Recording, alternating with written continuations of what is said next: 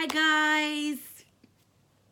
I'm so excited because I'm finally recording my first podcast.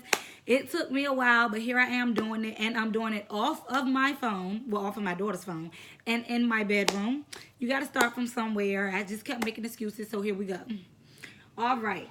So you can follow me on Instagram. My Instagram name is at Courtnzo, COURTNDZO. Follow me. I've already took a poll to ask questions or for my followers to get to know me if they wanted to know anything for me to discuss on my first podcast. And I got some very interesting questions. I do know a lot of my followers personally, and some of them I just know. Some of them know things about me. Some of them think they know. Some of them don't know shit. So here we go. I'm from Berkeley, Virginia. However, I went to elementary school in Chesapeake. I went to Camelot Elementary School. In middle school, I was halfway in Chesapeake, halfway in Norfolk. And I was in the dance group out Portsmouth. And I came back to Lake Teller for high school, so that's how I pretty much know everybody, or a lot of people know me or whatever. I'm a people person, and I do not like people. Make it make sense. Okay, so let's get into the first topic. This shit is funny. Somebody said, did I really not know who the father of my child was? The answer is no. A lot of people did not know. I'm kind of a private person when it comes to my relationships, only because I've been embarrassed publicly in a relationship. I'm gonna try not to clap as much. And like moving forward, I just want my relationships to be private because I feel like when people see you in a relationship and they might like that person, or they might see what a person do for you or what they think a person does for you, it kind of put them on a pedestal, and then people want to, try them. Or even if some people don't like you from previous relationships and they find out you dealing with somebody else, they'll try to. I'm not an insecure person. I've been insecure in my relationships, but then everybody got a story to tell. So I just like to try to keep shit private. So for a long time, I was in 3 relationships my whole entire life, 3 real relationships. I will not say anybody's name on this podcast, and I will try my best not to speak ill of anyone, because when my shit blow up, you not fucking suing me, because I'm not paying your ass nothing. So I've been in 3 relationships. My first relationship was a teenage relationship that lasted for like 2.5 years. He was a very good boy. He was a very good boyfriend. I was a bad girl, and I was a savage. And eventually he just got tired of my shit, and that's what happened with that. But we were children. So, and then my next relationship, which is the one that just like took me through a lot of shit, and I took that person through a lot of shit. That one lasted a long time. And now my current, well, I'm not, the shit complicated. So anywho, a lot of people only know me to be in a relationship with the person number 2. So my second relationship, so when the child came, when people found out that I was pregnant, when I revealed it to the world, a lot of people expected it to be that person's child, because we were together for so long and nobody ever knew me to mess with anybody else. And that's because I wasn't messing with anybody else. I was like all for him, but we went through a lot. We went through a whole lot. A lot of stuff publicly, a lot of people know, a lot of humiliation. We hurt each other a lot. We did a lot of fucked up shit. Domestic violence on both parts. More so me. I mean, I can admit, we went through a lot. However, it's also was confusion with my child's father, because anybody that was messing with my person number 2, I told them that I had his baby in my stomach, even though I didn't, just because I'm possessive and I ain't want nobody to mess with him. That's just honest to God true. But my baby father came along when me and person number 2 was in a very bad place. And it was a lot of promiscuity in our relationship on his part. And I had never retaliated. Like, I always used to cry and stay, simply because I wasn't interested in anybody else. But shit started getting real. And then, to be completely honest, all the bitches he was cheating with was fucking punished. He had a few cute girls. A few. And I talk to them now. Hey, y'all. Just because I don't really hold grudges or whatever. Especially, don't no bitch owe me shit. Only my nigga owe me shit. So, anywho, my child's father came in at a time where I was just hurt, acting out, and we kind of clicked. We was cool, and to be completely honest, we were just fucking. That's just what it is. We were having sex and lots of it. And I got pregnant. So the moment that I read the second line on my pregnancy test, I called my child's father and I said, yo, I'm pregnant. We both agreed that we did not want the baby. He didn't want a baby with me. I didn't want a baby with him. He had already had children or whatever. And we were not exclusive. We were never in a relationship. I mean, we knew each other, but it wasn't like we should be having a baby together. Anybody that knows me knows why I kept my baby.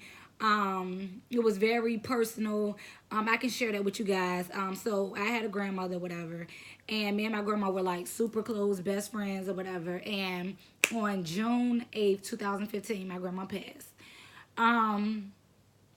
It's very emotional for me. Anywho, my grandma told everybody like close to us that she were that, you know, pretty much talking like she knew that it was time for her to go. She didn't. Me and her never had that conversation. So the night that my grandma actually went into the hospital, I called my person number 2 to, you know, because I was hurt. Like, it wasn't looking good. He wasn't really there for me like I thought he should be. So I ended up going to my child's father's house that same night, and we did it because that made me feel better. And then I ended up finding out a month later that I was pregnant, and then my conception date was June 7th. My grandma actually went into the hospital on June 7th, and she passed away on June 8th. So I personally feel, regardless of how anybody else feel, once that life was put inside of me, hers was taken away.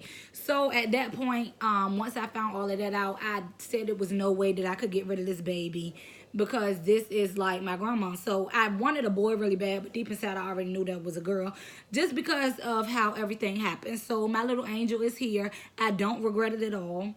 That's my baby. So I knew from the beginning, like my child's father, he was not with me having a baby.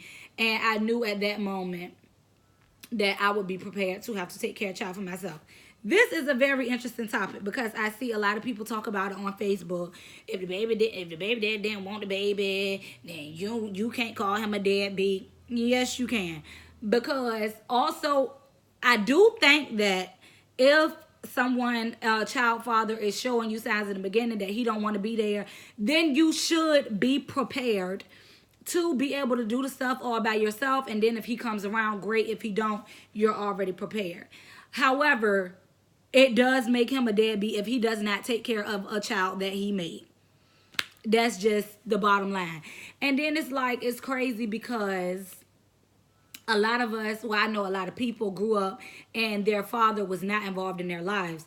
And I know a lot of people like that, and nobody ever thinks, these niggas or females, nobody ever says, well, shit, like, my mama and my daddy won't like that, so it's okay for my daddy to not be there. They're always hurt about their father not being there for them. It causes trauma. It causes lifetime trauma. It causes damage. And nobody ever thinks about the relationship that their father and their mother had. Your mama could have been a stone cold whore, and your daddy didn't want anything to do with her. However, how did that make you feel as a child? That is still your dad, and he's still not there, so it's still wrong, regardless of anything. You should be, if you made a child, if you fuck a person, just be careful who you sleep with. Then be prepared to have a child with that person, whether you use a condom, pulling out anything. Anything can happen, so it's not justified to not be in a child's life because you told somebody to get an abortion. That's dead. Dead is a fucking abortion. Take care of your fucking kids, and that's just the bottom line. So yes, I did know who my child father was. Even my person number 2 knew that he was not the father. However, we had dealings the month before, so there was a possibility, but I did not think for 2 seconds that he was the father of my child, and neither did he. If you were around during the pregnancy, then you know he told everybody that whole goddamn pregnancy that he ain't the goddamn daddy. Okay, so when Zoe was born, he came here to take a DNA test to confirm that he was not the father of my child. And even though, moment of transparency, even though I knew that he was not the father, it did hurt me to see those test results because I really, really, really love him. And I know that it hurt him. Just as, and it's not right to hurt somebody just because they hurt you. Like, hurt people, and that's just what happened. And I fell victim to that, and I really did. I know that he would have been a better father than what Zoe has now, and I really wanted us to be a family, but it didn't work out that way. So that's why I was more so upset. But yes, I knew who my baby daddy was. So that answers that. What else? I spoke about relationships. I've only been in three. However, I do think that it's important to touch on. It is very, a person's past is very important in the relationship. And I'm not speaking to women or men that person dealt with in the past. I'm simply speaking to somebody's upbringing.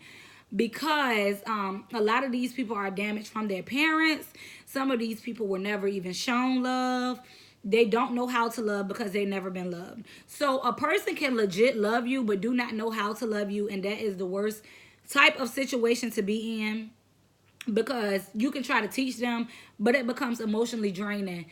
Basically being a parent to someone and trying to show somebody love and not getting the same thing in return. You can try and you can try, but it has to be up to that person ultimately to either mend the relationship with their parents, because once the relationship is mended with the parents, a lot of times that does affect the way that they treat people, male and female. And that's just something that they have to be willing to do. A lot of times some people do try and the parents are just not there.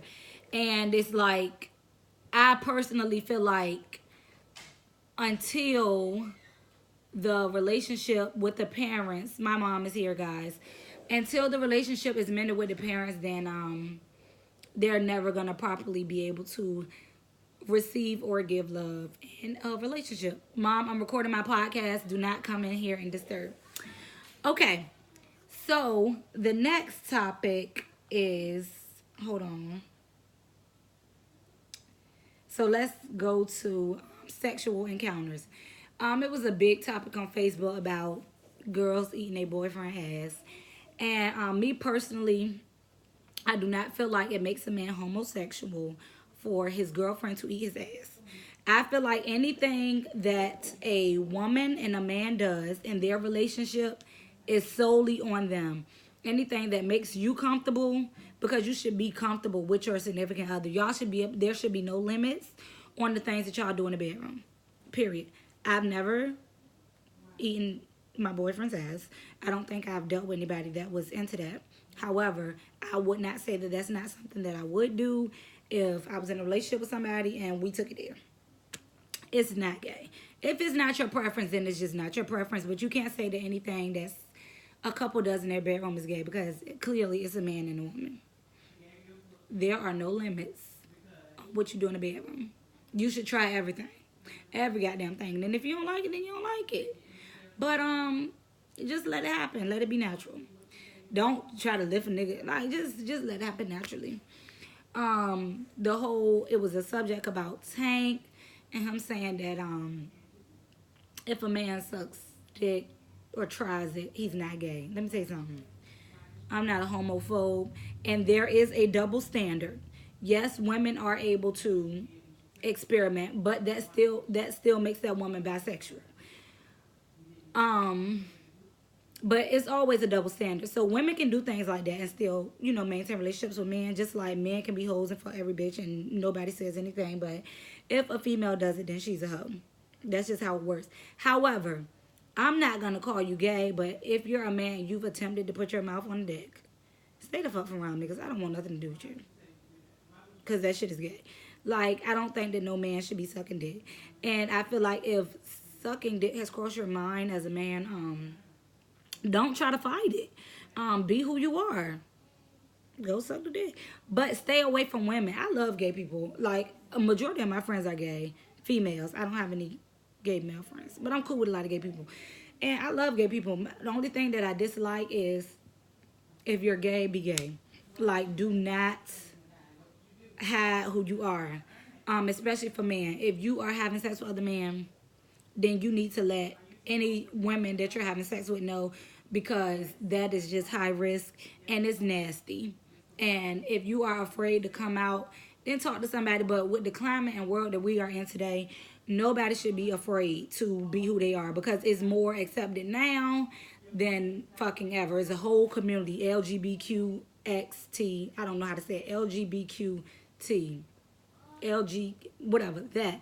They got a whole fucking community, so just come out, be yourself. Somebody gonna love you or whatever. I also talked about, so I hit on that. Let's talk about friendships. I have two best friends. I can say their names. I have a lot of close friends, but I don't have two best friends, Kenny and Santara. Friendships is, they're tricky, man, because I feel like a lot of people don't know how to be friends today. And I'm specifically talking about females, but I see a lot of males, especially them niggas on the south side. They be having some other shit going on. But the females is like, females are envious creatures, and they cannot control, a lot of people cannot control themselves, and they're not supportive, and a lot of people are jealous of other females just because that's just like a natural female trait. Some people, I'm not a jealous person. I don't really think that I've really had any jealous friends. However, if you have something that you're wanting to do in life and you have people that are close to you that are not supportive, then fucking get rid of them. Because anything that my friends want to do, I'm going to be their number one fan. I'm going to be supporting them. And I'm just going to be there for them. So if you have somebody that's like not supportive or always have something negative to say about the things that you're doing, or just in your relationship or life period, get the fuck rid of them. That's just the bottom line. And if your boyfriend or your girlfriend, husband or wife is not your biggest fan or your biggest supporter, get you a new one. That's how we're gonna work that one. Okay? This lighting is bomb because I just put a new lamp in here, whatever. That shit look good. But anyways, so yeah, my daddy's calling me. Give me a second, guys. I'm recording a podcast. I'm gonna call you back. You at home? Yeah. Okay. So, yeah, if they're not supporting you, then simply get rid of them. If anybody is draining you, if somebody is negative, they just bad energy, then please get rid of it, because that shit really can be draining. I don't care if you love a person to death. If they are draining you mentally and they are just negative, take a break. Like, fall back. Put yourself first. Like, mental health is important. Like, take care of yourself. You have to take care of yourself, because if you don't take care of yourself, then like the shit just not gonna work out. So that's all I gotta say, for real. Somebody wanted me to talk about hoes. I mean, what is there to really say? If you are a hoe, own it. If you want to fuck everybody, own it. It ain't my pussy. It ain't my dick. So you can do what you want with it. That's just it. Oh, I forgot to mention how many times people are supposed to have sex in a week. 7. Every day. Twice a day. Morning and night. Yeah. That's just it. Fuck every day. And enjoy it.